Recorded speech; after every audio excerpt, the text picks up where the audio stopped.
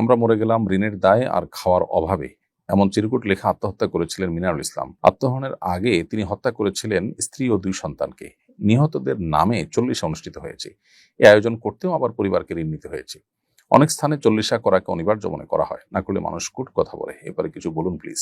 খুবই গুরুত্বপূর্ণ বিষয় এবং এই বিষয়ে গণমাধ্যমে নিউজ হয়েছে, আমরা সেটা দেখেছি, আমাদের চোখে পড়েছে। খুবই দুর্ভাগ্যজনক একটি ঘটনা। এই ঘটনার দুটি দিক আছে, আমি দুটি দিককেই সংক্ষেপে ব্যাখ্যা করার চেষ্টা করছি। প্রথম কথা হলো, কোনো মানুষের মৃত্যুর পর 40 3 দিন আর 7 দিনের নামে যে আনুষ্ঠানিকতা হয়ে থাকে, এর সাথে ইসলামের কোনো সম্পর্ক নেই। কোরআন হাদিস কোথাও আমাদেরকে এরকম কিছু করতে বলেনি। অথচ আমাদের দেশে এটি চলে আসছে এবং প্রতিষ্ঠিত হয়ে আসছে। হিন্দুদের শ্রাদ্ধ, যেটি তাদের কেউ মারা যাওয়ার পর তারা খাবার আনুষ্ঠানিকতার মধ্য দিয়ে পালন করে থাকে, সেটাই আমাদের মধ্যে চলে আসছে। আমরা যারা মুসলিম আছি তারা না বুঝে না জেনে ইসলামের নামে এ ধরনের বিদআতে লিপ্ত হচ্ছি এবং এর ফলশ্রুতিতে আমরা একদিকে গুনাহগার হচ্ছি, অপরদিকে অন্য মানুষের উপরে জুলুম চাপিয়ে দিচ্ছি। এই যে ঘটনা, মিনারুল ইসলাম তিনি সপরিবারে যে আত্মহত্যা করলেন, তিনি গুনাহের কাজ করেছেন, তিনি সবর করতে পারেননি। আল্লাহ তাআলা তাকে, তার পরিবারকে মাগফিরাত করুন। যারা মারা গেলেন তাদেরকে আল্লাহ তাআলা রহম করুন। এবং মিনারুল ইসলাম যিনি নিজে কষ্ট সহ্য না করতে পেরে এই ঘটনা ঘটিয়েছেন, আল্লাহ তাআলা তাকেও ক্ষমা করে, আমরা দোয়া করি, সেটা ভিন্ন বিষয়। কিন্তু তাদের মৃত্যুর পর যেখানে তারা ঋণগ্রস্ত হয়ে মারা গেছেন, সেখানে তাদের ঋণ পরিশোধ করবার জন্য সমাজের মানুষের উদ্যোগ নেওয়া দরকার ছিল। তা না করে তারা আবার তাদের পরিবারের উপরে 40 চাপিয়ে দিয়েছে। এটা কত বড় নির্মমতা সেটা বলার অপেক্ষা রাখে না। ধর্মের ভুল ব্যাখ্যা যদি সমাজে প্রতিষ্ঠিত হয়, তাহলে সেক্ষেত্রে মানুষ ক্ষতিগ্রস্ত হয়। এটা তার একটা উদাহরণ। বাংলাদেশের মানুষ যেহেতু ধর্মপ্রাণ, অতএব এখানে ধর্মের সঠিক শিক্ষা, ধর্মের সঠিক চর্চা অনেক গুরুত্বের সাথে থাকতে হবে। না থাকলে আমরা দিন শেষে ক্ষতিগ্রস্ত হব।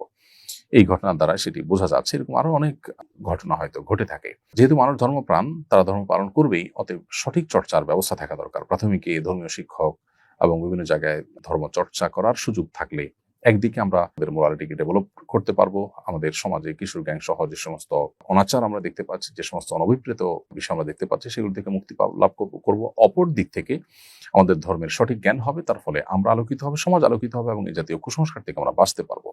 ইসলাম কোনো মানুষের মৃত্যুর পর 40 3 দিন আর 7 দিন এরকম কোনো আনুষ্ঠানিকতার কথা বলেনি, অথচ এটাকে আমরা সমাজে অনেকেই খুব গুরুত্বের সাথে পালন করে থাকি। এটা দুর্ভাগ্যজনক একটি বিষয়। আরেকটি দিক হলো, বিভিন্ন ঋণ, বিশেষ করে সুদী ঋণ যেগুলো বিভিন্ন প্রতিষ্ঠানগুলো দিয়ে থাকে গ্রামে গঞ্জে, এই সমস্ত ঋণের কারণে গরিব মানুষরা যে অনেকেই কুরে কুরে শেষ হয়ে যায়, সেটি বলার অপেক্ষা রাখে না।